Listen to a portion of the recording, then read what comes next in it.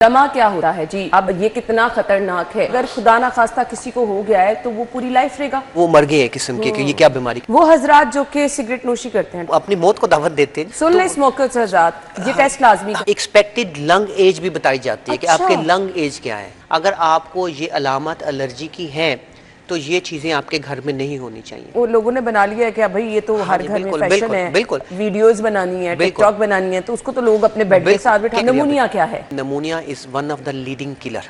ओहो, दमा क्या होता है जी? अब ये कितना खतरनाक है। कुछ लोगों को तो पता ही नहीं होता कि उन्हें दमे की बीमारी है या दमे की शिकायत है।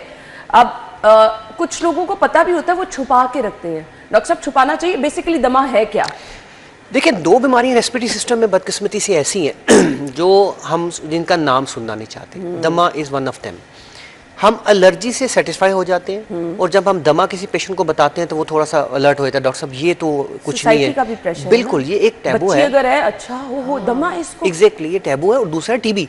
ये दोनों ऐसी चीज़ें हैं जो अगर स्पेसिफिकली किसी फीमेल, किसी बच्ची को कह दी जाए उसके मदर फादर के सामने, तो वो बिल्कुल ही जो है ना वो ऐसे होते हैं जैसे समझ ले कि वो मर गए हैं किस्म के कि ये क्या बीमारी कह दी। हालांकि टीबी क्योरेबल है, दमा कंट्रोलेबल है। यानी हम कभी नहीं समझते कि अगर आपने इन दोनों बीमारियों का अगर खुदा ना खास्ता किसी को हो गया है तो वो पूरी लाइफ रहेगा। हाँ, दिस इज गुड क्वेश्चन। देखिए, दमा पूरी लाइफ रहेगा अगर तो वो यहाँ इस जैसे शहर में रहेगा तो रहेगा। अगर किसी ऐसी जगह चला जाए जहाँ एयर क्वालिटी इंडेक्स कम हो तो हो सकता है उसके ट्रिगर कम हो जाए। तो दमा एक अच्छा वर्ड है। आई लाइक दमा वर्ड इन द सेंस कि ये सेल्फ एक्सप्लेनेटरी है। दमा दम से है, इसको ना दमनल है, इट कंटिन्यूस, ठीक। लेकिन जब आप दवाई शुरू करते हैं तो यूजुअली ये कंट्रोल हो जाता है, यानी ये हमारे लिए खतरनाक बीमारी कतन नहीं है। वो हजरात जो कि सिगरेट नोशी करते हैं, डॉक्टर साहब क्या करते हैं अपने साथ? बस वो अपनी मौत को दावत देते हैं और क्या नहीं करते अपने साथ। कौन सी ऐसी बीमारी है जो सिगरेट से नहीं होती? Name any disease, heart attack से लेके कैंसर तक, होंठ से लेके नाखूनों तक, कौन सी ऐसी बीमारी है जो सिगरेट से नहीं होती बदकिस्मती से। और ये शायद हम और आप लोगों ने बहुत बता दिया। जो बहुत इंपॉर्टेंट है वो ये है कि वेपिंग भी इसका दूसरा नाम है। जो आ गया। जी बिल्कुल। सो दोनों को किसी सूरत भी हम हार्मलेस या हार्मफुल कंसिडर नहीं कर सकते। दोनों हार्मफुल है हमारे लिहाज से, ठीक है। आपने एक सवाल पूछा था कि सांस के हम असेसमेंट को कैसे कर सकते हैं ना। जैसे हम हार्ट को चेक करना चाहते हैं तो 2-3 टेस्ट हमारे पास है कि हम ईसीजी कर लेते हैं, हम एको करवा लेते हैं, टेस्ट है। तो लंग्स का भी टेस्ट है। अच्छा, उसको हम कहते हैं स्पायरोमेट्री। ये जो स्मोकर है इनको एक दफ़ा वो जरूर करवाएं, क्योंकि ये करते क्या है, जब हम स्मोकर्स को कहते हैं ना कि जी आपके लंग्स खराब हैं, सुन ले स्मोकर्स हजरात, ये टेस्ट लाजमी करें। हाँ जी। सो वो जनाब वो एक्सरे करा के ले आते हैं। एक्सरे तो नॉर्मल होता है तो वो कहते हैं डॉक्टर साहब एम ही तुसी सानू गल्ला कर दो, एक्सरे तो नॉर्मल है। जो स्पायरोमेट्री है वो सबसे अच्छा सेंसिटिव टेस्ट है जो लंग्स के वॉल्यूम आपको बताता है, कैपेसिटीज़ आपको बताता है, और उससे हमें पता लग जाता है आपके लंग्स में काम करने की सलाहियत क्या है। तो स्पायरोमेट्री ज़रूर करवा लें जिनको स्मोकिंग है, उसके बाद वो खुद ब खुद भी हमारे पास आ जाएंगे। कोई ऐसा अगर काम करने की सलाहियत कम है तो फिर आपकी लाइफ क्वालिटी उसमें एक्सपेक्टेड लंग एज भी बताई जाती है कि आपके लंग एज क्या है, ठीक है। और ये आइडियल लंग एज होती क्या है डॉक्टर साहब? वो तो जो आपकी एज है उसके अकॉर्डिंगली होनी चाहिए। Yes, after the age of 40 थोड़ा ड्रॉप आता है, लेकिन वो कैलकुलेट करता है according to your weight, height and sex, और ये पूरा एक ग्राफ बनता है। इसको स्पायरोमेट्री कहते हैं। तभी मैंने कहा है कि आके करवाएं। तमाम हजरात ये टेस्ट लाजमी कराएं। घर हमारे ऐसे भी हैं जहाँ पर लोगों ने पेट्स रखे होते हैं, वो चाहे आपने कैट रखी है, डॉग रखा है, बहुत सारे घरों में लोगों ने मुर्गियाँ पाली होती हैं, बर्ड्स पाले होते हैं। डॉक्टर साहब, ये भी आपको फ्लू और इस तरह के सिम्टम्स, ये एलर्जी का बाइस बनते हैं? बिल्कुल। ये तो बहुत सारे पाले होते हैं, बहुत सारे हमने बना दिए हैं जिसको कबूतर कहते हैं। हाँ। है ना।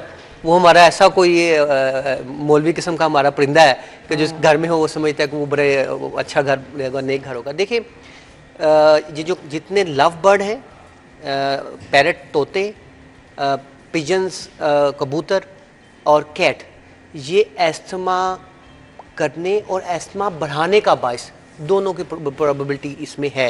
अच्छा। तो हम समझते हैं कि अगर आप इवन एलर्जिक राइनाइटिस जिसकी हम बात करें कि स्नीजिंग आना, अगर आपको ये अलामत एलर्जी की है तो ये चीज़ें आपके घर में नहीं होनी चाहिए, ठीक है। इंटरेस्टिंग मैं आपको बात बताऊं, ऐसे लोग भी हमने देखे हैं जिनके सिर्फ खिड़की में कबूतर बैठते थे, उनसे उनको एक ऐसी एलर्जी, इसको आप समझें कि वो लंग्स के अंदर जो आपके एल्वुलाई हैं उसके साथ की एलर्जी है, उसको एचपी कहते हैं, जिससे लंग श्रिंकेज हो जाते हैं, वो भी हो जाता है।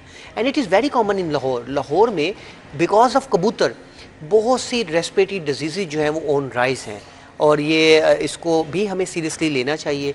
अगर आपको बार बार अलामत हो रही हैं और आपके घर में इर्द गिर्द कहीं आपके मतलब खिड़की रोशनदान में, या अगर आपने परिंदे रखे हुए तो प्लीज़ उसको अवॉइड करें, वो नहीं होने चाहिए। मुर्गियां तो हर घर में लोगों ने रखी हाँ जी, होती लेकिन हैं। मुर्गियों से इंटरेक्शन जो है वो मेरे ख्याल में सिर्फ यही है कि आप उसको फीड करते हैं। मुर्गियां भी हो सकती हैं, वो जो फैंसी जो होती हैं मुर्गियां, वो ये इस चीज़ का ज़्यादा बायस बनता है। और what about cat and dog? Cats तो लोगों ने अपने कैट्स बेड तो पे बिठाई होती बहुत हैं। स्ट्रॉन्ग ट्रिगर है। डॉग्स के बारे में अभी कुछ रिजर्वेशन है, लेकिन cats is a strong trigger for asthma. वो ना एक वो लोगों ने बना लिया है कि भाई ये तो हर जी, घर में बिल्कुल, फैशन बिल्कुल, है, बिल्कुल। वीडियोस बनानी है, बिल्कुल। टिकटॉक बनानी है, तो उसको तो लोग अपने बेड के साथ बिठा के बैठे। कैट भी बिल्कुल अलाउड नहीं है। ये स्टफ टॉयज है, ये भी अलाउड नहीं है, ये भी एस्थमा ट्रिगर कर देते हैं। जो अच्छा, हाँ जी, बिल्कुल। वो तो मेरे घर में भी है डॉक्टर हाँ, साहब। Not at all. देखिए, उसको भी प्रॉपर क्लीन करना चाहिए, ये ज़हन में रखिए। इवन जिन घर में कॉकरोच ज्यादा होते हैं, इंसेक्ट्स, हाँ जी, वो उनमें भी एस्थमा जो है वो भी एस्थमा का बायस कॉकरोच जी, भी? कॉकरोच भी।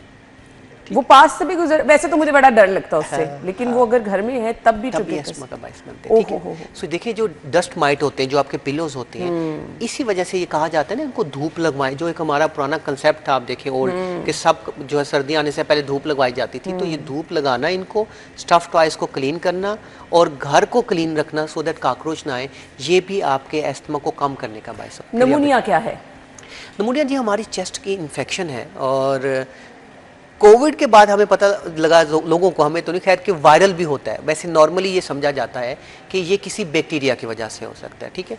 और ये आपके लंग को डैमेज करता है, इससे काफ़ी तेज़ बुखार होता है, खांसी आती है, बलगम आता है, रस्टी कलर स्पूटम होता है, छाती में दर्द होती है, और बुखार को काफ़ी ज़्यादा होता है मरीज़ों को। खतरनाक किस हालत में, या बच्चों में क्या नमूनिया अगर हो जाए बिगड़ जाता है ना, तो बहुत खतरनाक है? बच्चों में नमूनिया is one of the leading killer.